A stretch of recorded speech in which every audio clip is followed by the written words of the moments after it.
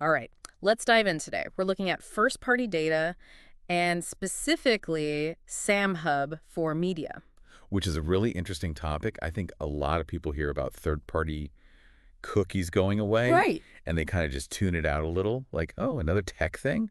But this is a huge deal. Yeah. This is about how online content is going to survive. Yeah. So this is a really important deep dive for anybody who, reads news online, watches videos online, which is, I think, pretty much everybody these days. Right, right. I think what's interesting is this is an existential crisis for publishers because they've been playing a game for a long time, and now the rules have changed. Yeah, it's like suddenly having to play basketball, but everybody else gets to fly. Exactly, exactly. Okay. Yeah, it's really, they were using third-party cookies, which a lot of people didn't know about, but they were sort of the way it worked. That's how advertising worked. Yeah. And now with privacy concerns and everything else, those are being phased out. So now what's the model, right? Right. And it's not just competing with, the Googles and Facebooks of the world, but the very tools that they were using are being taken away. Exactly. And the material we were looking at really emphasizes that, especially for traditional media like your local newspaper or even a regional news website, trying to compete for ad dollars against Google and Facebook is, it's bringing a knife to a gunfight. Yeah. It's really difficult. Yeah. How can they possibly survive? Right. And that's where something like Samhub for Media comes in, Okay. which aims to be, sort of the white knight, so to speak. So tell me more about that. What is Samhub? So Samhub is a platform that was built by publishers for publishers to solve these problems. Okay. And it's interesting. The story behind it is that it was a group of Swedish morning newspapers, essentially, that were being kind of squeezed out by these big tech players. They realized that they needed to band together and come up with a solution. And it's interesting. It's a real David versus Goliath story. I love that. Okay. Because it's not like some tech company in Silicon Valley who's like, oh, we've discovered this problem. Yeah. This is like built by the people who are, down in the trenches. Exactly. And so they came up with this platform. And really what it champions is the power of first-party data. Okay. So data that publishers are collecting from their audience directly. So rather than relying on these third-party cookies that are going away, they're using their own data. Exactly. Okay. And then they're able to leverage that to prove their value to advertisers in this privacy-first world that we're in. Okay, so it's clear publishers need a solution. It seems like Samhub's trying to provide one. But what makes them different? So, everybody claims to be easy to implement, fast time to value. They say they check all the boxes, so to speak, but Samhub really does seem to deliver. Okay. One of the things is, it allows publishers to create these audience segments from their first-party data that advertisers really want. So instead of going to an advertiser and saying, hey, we have a lot of traffic, they can say, we have an audience and they're interested in this. Oh, so much more targeted. Exactly. Much more targeted. And, the results really speak for themselves. I mean, in the material we were looking at, there's a quote from Håkan Hamrin. He's the head of programmatic at Stampen Media. It's another Swedish publisher. I read about them. They've seen some impressive results. Yes. Yeah. He said that, the disappearance of third-party cookies is a huge challenge for us. Thanks to Samhub, we're able to be at the forefront of this transition. But, more importantly, they saw a 400% increase in reach compared to just relying on third-party cookies. 400%. Wow. Yeah, so that's incredible. that's huge. That's not just staying afloat. That's like riding the wave, Exactly. Yeah. So it's interesting because it's almost like, we're going back to the future in a way, right? Like newspapers used to have these classified ads, which were like the original targeted advertising, very hyper-local. Right. And then, things moved online and all these local businesses, they couldn't really, get in front of the right people. Right. Because it was all these banner ads and things like that. Is that what Samhub is enabling? That's a great way to put it. Yeah. Because it's almost like they're creating like a digital classified section. Right. That's actually more targeted, even more effective than it was before. Wow, and it's not just replicating the old ways, but like making them better. Right, Yeah. exactly. And Yeah. doing it in a way that, is beneficial to the reader as well, which I think is really important. Yeah, absolutely. So how do they do this? Like what's one of the ways that they're able to actually achieve this? So one of the things they do is they have over 400 predefined audience segments that are based on what advertisers are looking for. So they've already done the work to figure out, okay, advertisers want this. Yeah. So you as a publisher, you don't have to guess. Right. They want to know, demographics, they want to know interests, they want to know purchase intent. Hmm. All of these things are neatly organized, ready for publishers to leverage. Can you give me an example of that? Like, I'm a local news website. What does that look like for me? Okay, so you're a local news website. You have, a loyal readership, people that trust you, Right. and you can segment that audience. So you might have eco-conscious millennials, you might have families interested in local events, you might have, tech enthusiasts who are looking to upgrade their I see where gadgets. you're going with this. Okay. Right. So now, instead of just selling ad space, you can go to, a local vegan restaurant or something and say, hey, we have this audience of eco-conscious millennials. Or you can go to, the people that are putting on the children's festival and say, we have all these families that are interested in local So events. you're giving them essentially their ideal customer. Exactly. Yeah. You're making the advertising better for the reader and more effective for the business. That's brilliant. And because it's first-party data, it's all above board in terms of privacy. Okay, so that's the what. What about the how? What's going on behind the scenes to make all this happen? So they have this whole suite of tools. And, think of it like a high-tech toolbox. And each tool has a very specific purpose. Okay, what kind of tools? So one of the tools is a data management platform, a DMP, Okay, a DMP, all right. that essentially collects and organizes all the information that publishers are gathering from their audience. So this is like all those data points, what articles they're reading, what videos they're watching, links they're clicking on. Exactly. Oh, yeah. It takes all that and then it segments them into those audience segments we were talking about. That's pretty impressive. Yeah, Is that all, or is there more to this? there's more. So then they have a customer data platform, a CDP, Okay. which is very interesting because this really focuses on logged in users. So for websites that actually have like, accounts and subscriptions and things like that, this CDP goes even deeper. Yeah, you got it. Wow. Because they're logged in, you can really start to see more, more about their preferences, more about their behaviors. And even more targeted advertising in that way. Exactly. So it Yeah. just allows you to paint this richer picture of who they are. This is getting very sophisticated. And then on top of that, they have a data enrichment platform. Okay. Mm-hmm. A DEP. A DEP. All right, now I need to know more about this. This is where it gets interesting because, if you think of the DMP as the foundation and the CDP is sort of like the framing of the house, Okay. the DEP is like bringing in all those finishing touches. Okay, so this is even more information on top of what we've already talked about. Exactly. Sorry, So this yeah. is where they can bring in external data sources Okay. to enhance what you already have. So like maybe demographics from another source or... Exactly. Purchase intent data. Okay. All these other things. So you're taking something that's already good and making it even better. Yeah, exactly. Yeah. And it doesn't stop there. They also have, contextual analysis tools. They have editorial integration so you can seamlessly target content.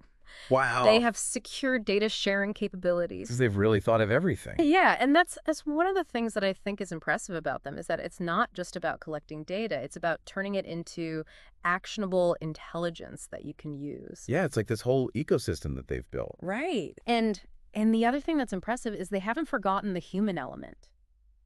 What do you mean? I thought we were talking about all like data and technology. We are, but they bring over 10 years of experience in programmatic buy-side data. Oh, wow. So they understand what advertisers are looking for, even if publishers don't. So it's almost like they're the translators Exactly. between the publishers and the advertisers. Exactly, which is so valuable because it can be very difficult to, to bridge that gap. Yeah, they speak both languages fluently. Exactly.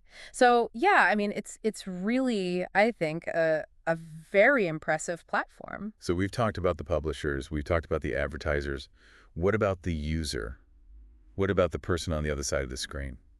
So that's a great question. And I think, one of the things we talked about earlier was this idea of GDPR compliance and data privacy. Right. It seemed like more than just a checkbox for them. Exactly, because they realize that that is fundamental to what they're doing. Yeah.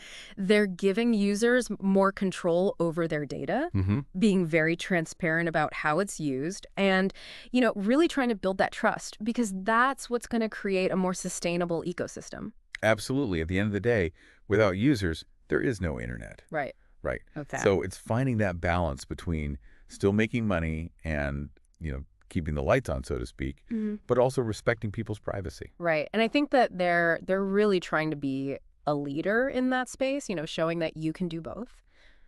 This is really interesting stuff. So we've covered a lot. I'm sure the listener is like their head's probably spinning with all this.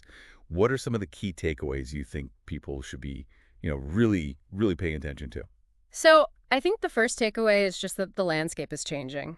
You know, third-party cookies are going away, Yeah. and publishers really need to adapt if they want to survive. Adapt or die. Essentially, yes. But the good news is there are solutions, and I think Samhub is one of them. And they offer this way for publishers to really leverage their own data, connect with advertisers in a way that's meaningful, and do it all while respecting privacy. So it's a win-win for everybody. It is a win-win. That's fantastic. And I think the last takeaway, and maybe the most important one, is that this is just the beginning. Yeah. The way that we think about data privacy, online advertising, the funding of online content, this is all evolving. This is a conversation that's going to keep going. Exactly. Yeah. And it's one that we all need to be a part of. And speaking of this conversation, and it keeps going, this whole deep dive into Samhub has got me thinking, like, what if this shift toward first-party data and user privacy, what if it's a sign of something bigger? Oh. What if it's not just about advertising, but it's like a fundamental shift in how we think about the internet itself? That's interesting. What if it's like moving away from this wild west of data collection and going towards something, better? Yeah. Where, like, instead of being bombarded with ads for, like, that thing you Googled once 5 years ago, Right. you actually have more control. Right. Like, what if we could have an internet where, like, transparency is just, like, the norm? It's not, like, this weird thing. Right. You know? Yeah, absolutely. And content creators are actually rewarded for, like, building real relationships with their audience, not just chasing algorithms. I think people would really, really respond well to that. And especially now that people are more aware of data privacy and how their activity is being used. Right, exactly. Yeah. And maybe, just maybe, these platforms like Samhub, this is like a step in the right direction, where it's like, okay, we're going to give these publishers tools, but we're going to do it in a way that's like, above board. Right. It's not just like, I mean, I'm old enough to remember when like online advertising first started. It was just like throw it at the wall and see what sticks. Right, exactly. And now it's much more, targeted. It's like that old thing, right? I'd rather have like 100 true fans than like 1 million people who don't care. Exactly. And it's better for everybody, right? Because if you're a user and you're seeing ads that are actually relevant to you, you're not going to be as turned off. Yeah. And if you're a publisher, you can actually, make a living. And you're not wasting your time or the advertiser's time by showing it to somebody who's not going to care. Exactly. It's like closing the loop in a way. Absolutely. And then everybody wins. Yeah. No, I really think this is the future of, online content and how it's funded. That's a great point. So we're not just talking about like a new piece of tech here. No. This is like a whole new way of thinking about how this all works. Yeah, it's a paradigm shift. Okay, so before we go too far down the road of like, imagining this perfect future. Right. Yeah. Let's bring it back down to earth for a second. So we've talked about a lot. If you had to just like distill this down to like the most important points for our listener, what would they be?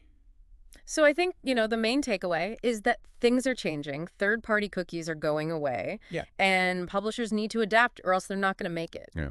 But the good news is there are solutions out there. And, we talked about Samhub. I think they're one of them. Yeah. Because they give publishers a way to use their own data, to connect with advertisers, and to do it in a way that respects privacy. Win, win, win. Exactly. And what was that last point you made? This is just the beginning. This is just the beginning.